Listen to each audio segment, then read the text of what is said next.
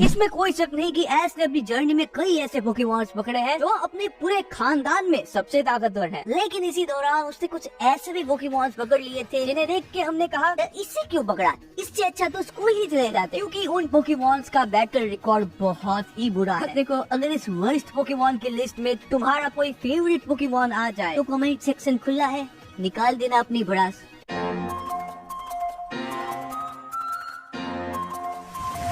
इस लिस्ट में सबसे नीचे आता है टॉर्टेरा। देखो, मैं मानता हूँ कि टर्टविक काफी कमाल का पोकेमॉन था, वो लिटरली बल्बासौर 2.0 था, क्योंकि जो पोकेमॉन रैम्पार्डोस को इस तरीके से घुमा के फेंक दे उसकी काबिलियत पे शक करना बेवकूफी होगी। लेकिन फिर आता है एक मनहूस दिन जब उसका सामना होता है पॉल के हॉन्चक्रो से। इस लड़ाई के दौरान वो विकसित हुआ। मुझे तो लग रहा था कि अब ये इस कौवे के पर काट देगा। विकसित होने की वजह से उसके पैर भारी हो गए थे। I mean, उसका वजन 10 गुना बढ़ गया था। जो पोकेमॉन अपनी स्पीड के लिए जाना चाहता था, अब उसके लिए चलना भी मुश्किल हो गया और बस यहीं से इसका डाउनफॉल शुरू हो गया। रोटल ने मेहनत तो बहुत की, अपनी पूरी बैटल स्ट्रेटेजी को ही उसने चेंज कर दिया था, लेकिन इसके बावजूद भी उसके हारने का सिलसिला जारी रहा। इवन टॉर्टेरा में विकसित होने के बाद भी मुझे पता है कि उसके हारने के पीछे एक और वजह है, वो ये कि उसका सामना काफी ताकतवर पोकेमॉन से हो रहा था। इसी वजह से मैंने इसे इस लिस्ट में रखा तो है, लेकिन सबसे आखिर में।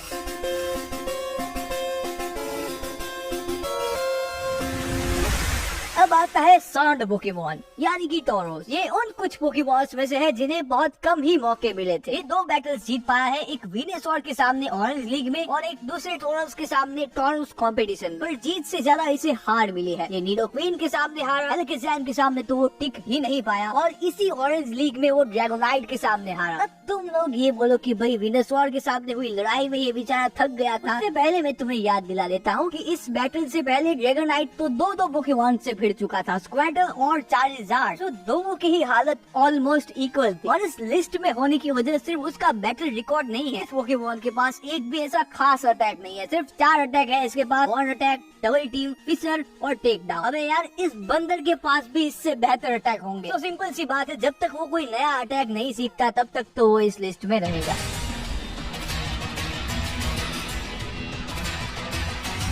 जब मैंने पहली बार एक ग्लाइगार को देखा तब मुझे वो बहुत पसंद आया। मैं चाहता था कि एस भी एक ग्लाइगार को पकड़े और इसके इवोल्यूशन यानी कि ग्लाइस्कोर को देख के तो मेरी ये इच्छा और भी बढ़ गई। फाइनली सिनो में जाके वो एक ग्लाइगार को पकड़ता है और सच बता रहा हूँ, मैंने आज तक इससे घटिया ग्लाइगार नहीं देखा। क्योंकि अगर कोई पोकेमॉन कमजोर है तो इतनी कोई प्रॉब्लम की बात नहीं, तुम उसे ट्रेन करके उसे ताकतवर बना सकते हो। पर जब कोई पोकेमॉन लड़ने से ही डरता है तो उसका तुम क्या करोगे? लड़ना तो दूर की बात है, इसे तो ठीक से उड़ना भी नहीं आता था। इसके लिए भी उसे विकसित होना पड़ा। अपनी पूरी जर्नी में इसने 9 बैटल्स किए हैं, जिनमें से सिर्फ 2 मैचेस ये जीत पाया है। ये स्नूबल के सामने हारा, ऑल की ग्लाइस्कोर, टोर्टेरा और इलेक्ट्रोवायर के सामने हारा और एक सिजोर के सामने तो ये 2 बार हार गया। अरे कोई इसे हेराक्रोस के पास ले जाओ यार, वो ट्रेन करेगा इसे। अब शायद आप लोग ये सोचोगे कि अगर इसका बैटल रिकॉर्ड इतना ही बुरा है तो फिर मैंने इसे 8वें नंबर पे क्यों रखा है? जैसा कि मैंने कहा था, इस पोकेमॉन ने 2 बैटल्स जीते और वो दोनों ही एस के लिए बहुत ही ज्यादा जरूरी थे। सिनो लीग में इसने पॉल के ड्रेपियन को हराया, जो किसी राक्षस से कम नहीं था। ये एस की आधी टीम को खा गया था। तो इसे हरा के ग्लाइस्कोर ने एस को एक राहत की सांस दी थी। और वो जिम बैटल वाला एपिसोड तो आपको याद होगा, जहाँ पे ग्लाइस्कोर ने बेस्टियोडॉन को ठिकाने लगा दिया था।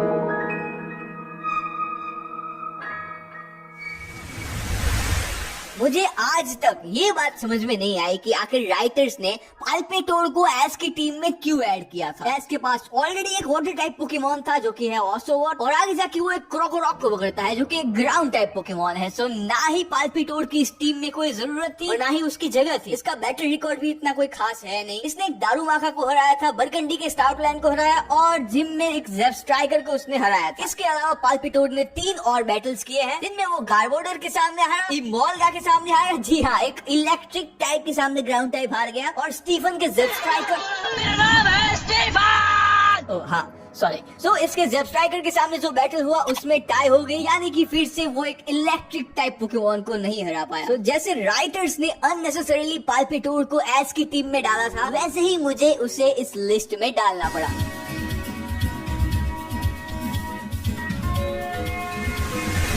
अब इस लिस्ट में एक ऐसी पोकेमॉन आती है जिससे मुझे बहुत सारी उम्मीदें थी, लेकिन उसने मुझे निराश किया। मैं बात कर रहा हूँ एस के स्नाइवी की। शुरुआत में इसे काफी ताकतवर दिखाया गया था और एस ने बहुत पापड़ वेले थे इसे पकड़ने के लिए। जब इसने ट्रिप के सरवाइन को हराया तब तो मुझे ऐसा लग रहा था कि ये एस की यूनोवा टीम की एस पोकेमॉन बन सकती है, पर मेरा ये भ्रम बहुत जल्द टूट गया। एस पोकेमॉन बनना तो दूर की बात, इसका तो बैटरी रिकॉर्ड भी अच्छा नहीं है। मतलब विन रेट इसका 50% है, 6 मैचेस ये जीती है और 6 हारी है। और स्नाइवी जैसे पोकेमॉन से हम इससे बेहतर की उम्मीद करते हैं। और जब एस को सच में किसी बैटल को जीतने की बहुत ज्यादा जरूरत होती थी तब कई बार ये पोकेमॉन नाकामयाब रही है। इसका बेस्ट एग्जांपल है यूनोवा लीग में एस वर्सेस कैमरन वाला वो मैच जहाँ पे उसका सामना रियोलू से हुआ था। मैच काफी तगड़ा चल रहा था और उसी दौरान रियोलू विकसित हो जाता है। अब अगर इस पॉइंट पे स्नाइवी भी विकसित हो जाती, अब देखो ये मत पूछना ऐसे कैसे विकसित हो जाएगी, उसके पास इनफ एक्सपीरियंस था। अरे वो टैपिक भी पिग्नाइट बन गया था तो इसे तो सुपीरियर बन जाना चाहिए था। चलो ठीक है, तुम्हें तुम्हारे हाथ पैर नहीं गवाने, कोई बात नहीं, लेकिन एटलीस्ट सरवाइन तो बन जाओ। अपने आप को बल्बसवार समझना बंद करो। अगर उस वक्त स्नाइवी इवॉल्व हो जाती तो ना सिर्फ वो बैटल जीत सकती थी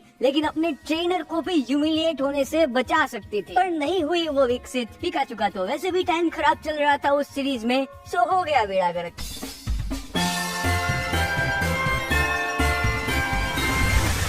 अब जो पोकेमॉन इस लिस्ट में आ रहा है वो मेरा one of the favourite Pokemon है एज के सभी पोकेमॉन्स में से, और वो है टोटोडाइल। अब तुम लोग कमेंट सेक्शन में जाके कुछ काफी प्यारे कमेंट्स लिखने लगो, जैसे कि आरजी तू एक नंबर का बेवकूफ है, टोटोडाइल एस का one of the best Pokemon था। मैं तेरे चैनल को सब्सक्राइब करके अनसब्सक्राइब कर रहा हूँ ताकि तुझे बुरा लगे। हाँ ठीक है, कर लो सब्सक्राइब, लेकिन अनसब्सक्राइब करने से पहले एक बार मेरी बात सुन लो। जैसा कि मैंने कहा टोटोडाइल मुझे भी बहुत पसंद, आखिर कोई इसे हेट कैसे कर सकता है, इसका नेचर ही ऐसा है। और अभी हम बैटल्स के पॉइंट ऑफ व्यू से बात कर रहे हैं और टोटोडाइल का बैटल रिकॉर्ड बहुत ही बुरा है। इसने कुछ अच्छे बैटल जीते हैं, जैसे कि इसने किंगला को हराया, सैंडर, सील और स्नीजल को इसने हराया, लेकिन दूसरी तरफ Rhydon, Mystica, पॉलीवॉल, Ninetales, lantern, Sneasel, इलेक्टावर्स, hypno, इन सब के सामने ये हारा है और मिल्क टैंक के सामने तो ये 2 बार हार गया। अब आप लोग ही बताओ मैं इसे कैसे डिफेंड करूं। इसके बावजूद भी टोटोडाइल हमेशा मेरे फेवरेट पोकेमॉन्स के लिस्ट में रहेगा।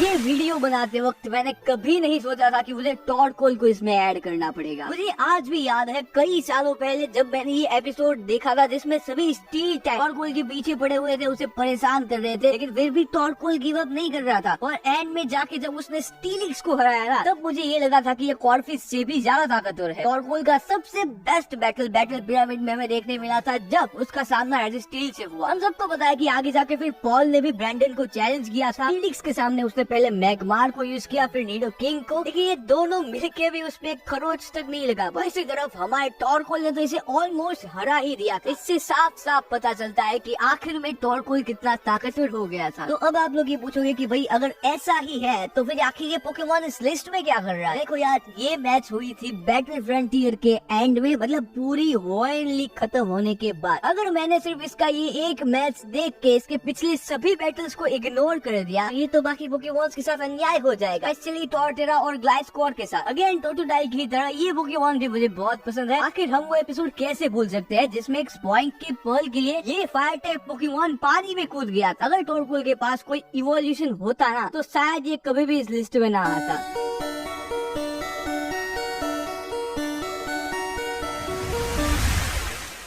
A day keeps Oshawott away. Oshawott एक ऐसा वाटर टाइप पोकेमॉन जो पानी में अपनी आंखें नहीं खोल सकता। गजब बेइज्जती है। इसी वजह से ये टॉरकोल के ऊपर है। वो बेचारा फायर टाइप होके भी पानी में कूद गया था और वाटर टाइप होने के बावजूद भी इसकी ये हालत। हाँ, मुझे पता है कि आगे जाके धीरे धीरे उसका ये डर खत्म हो गया, लेकिन फिर भी वो कोई इतना ताकतवर पोकेमॉन नहीं बन गया था। इसका विन रेट कुछ 42% है। इसने 6 बैटल जीते हैं और 9 मैचेस ये हारा और वॉच हॉक के सामने हुए एक बैटल में टाई हो गई थी। तो इसे अपनी टीम में रख के एस को फायदे से ज्यादा नुकसान ही हुआ है और स्नैगी की तरह ये भी विकसित नहीं हुआ। बहुत बढ़िया ओशोवॉट, तुम्हारी इसी परफॉर्मेंस की वजह से तुम टॉप 3 में हो।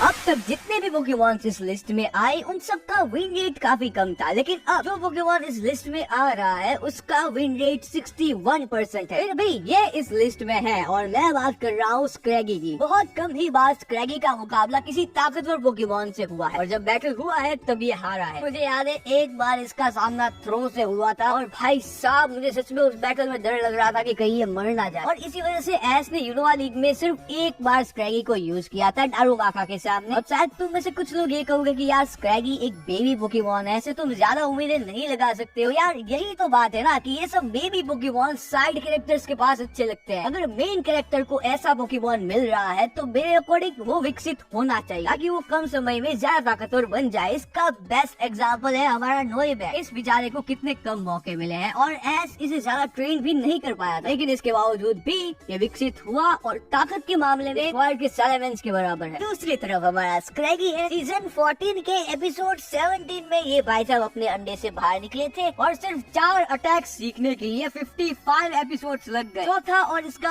आखिरी अटैक था फोकस ब्लास्ट, जिसकी हालत थोड़ी बहुत गिबल की ड्रैको मीटियोर जैसी ही थी। तो उसे मास्टर करने में और एपिसोड्स लग गए, यानी कि 78 एपिसोड्स के बाद स्क्रैगी 4 अटैक्स को ढंग से इस्तेमाल करना सीख पाए। अब आप ही बोलो कितना स्क्रीन टाइम खा गया है। इन जैसे पोकेमॉन्स की वजह से एस दूसरे अच्छे पोकेमॉन्स को ठीक से ट्रेन नहीं कर पाया और यूनोवा लीग में उसकी ये हालत हुई।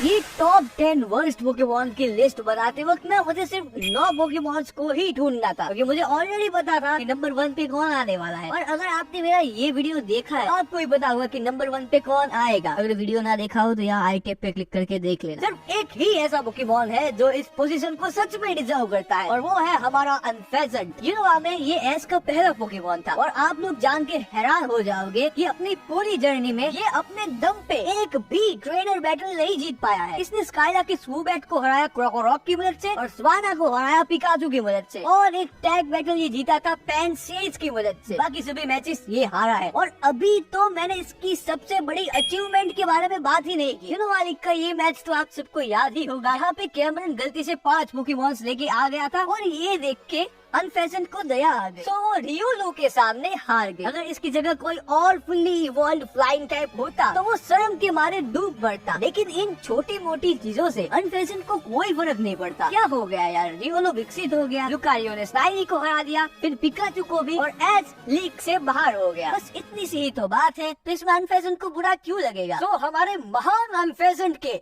ये पराक्रम देख के मैंने उसे इस लिस्ट में पहला स्थान दिया है। अब अगर आपको ये लगता है कि मुझे किसी और पोकेमॉन को इस लिस्ट में ऐड करना चाहिए था, मुझे कमेंट सेक्शन में जरूर बताना। अब इन दोनों में से किसी एक वीडियो पे क्लिक करो, मैं आपसे वहीं पे मिलता हूँ।